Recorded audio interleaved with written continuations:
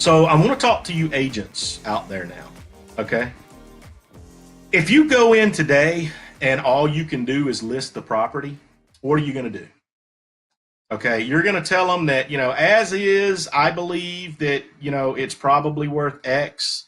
If you do these 5 things and spend 20,000, I think we can increase the value by Y, which may be 40 or 45,000. You want your seller to spend what? Yeah. So I can what? Yeah. Anyway. True story. Jason was going to list his house, and the agent came by and said, all you need to do is put 20 grand in it, and then I'll be able to get you another 15 on that list price. No big deal. 50 on the list price. Whatever. You still had to spend 20 grand out of pocket? I'll F that. Yeah. I was like, nah, dude, I got this. Thanks for playing. So we advertised it on a lease option for the max value, had somebody come in, agree to it, and then at the last minute, they decided to get a VA loan for it. So it did make a lot of money, but not as much as if we the lease optioned it. And we didn't have to pay the agent. But anyway, but for you agents out there, okay, if you go in, you can basically only offer them one thing, and you can only offer them to list the property. All right. Well, what if you didn't? What if you gave them other options? What if you were able to offer them terms? Then you can actually become a problem solver rather than just offering one solution.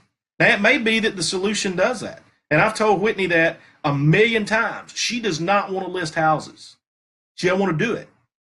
But a lot of times when we go in, if you're the first person that talks to a seller and you talk to them about terms, probably 30% to 40% of the people you're going to talk to that you're the first touch point are going to tell you, no, I think I'm going to take my chances and list it and just cash out.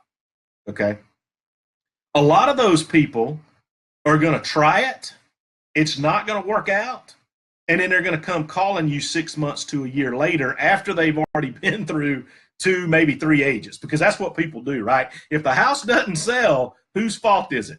The agent. Got to be the agent's fault, right? Definitely so what I'm going to fault. do is, I'm going to take a different agent and offer the same sales price.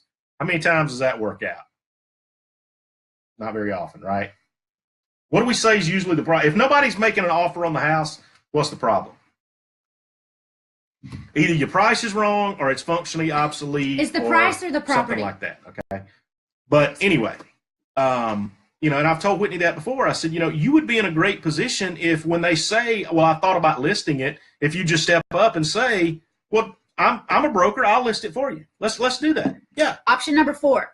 She doesn't want to do it. Okay? I do it. But for those people that want to, I think that would be a great option because it keeps you in the transaction. And if that doesn't work out, you have touch points along the way. You can tell them the feedback you're getting. You can tell them why terms would be an acceptable option for them.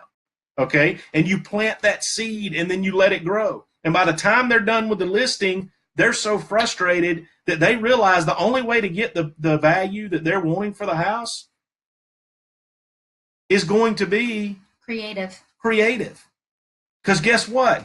At the end of the day, remember, if you list it for $300, you're not going to walk away with $300 in your pocket on a traditional deal. Because as an agent, you're not going to work for free, right? You're going to want money. The bank's going to want money. The inspector and appraiser and all those people are going to want money. Origination. The title people want money. The flood certification people want money. Gosh. Everybody's got their hand in your pocket. That's right. So, if you're an agent out there and you either want to become your own broker or you want to work out something with your broker where you can offer term deals as well as traditional listings and stuff, make that a win-win for yourself and then go out and make that a win-win. You become the ultimate tool belt because you have different tools that you can use. Right now, you just got a saw. If they don't want it sawed, your SOL. The listing doesn't work, right? So, become a Swiss Army knife. That's what you want to be, right?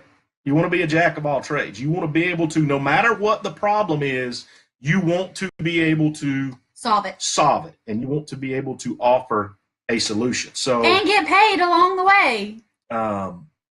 You know, I continue to be amazed at the number of agents that discredit terms and they discredit creative financing. No, they didn't teach it to me in real estate school. I don't need it. Simply because it is an unknown or they're unaware of the process.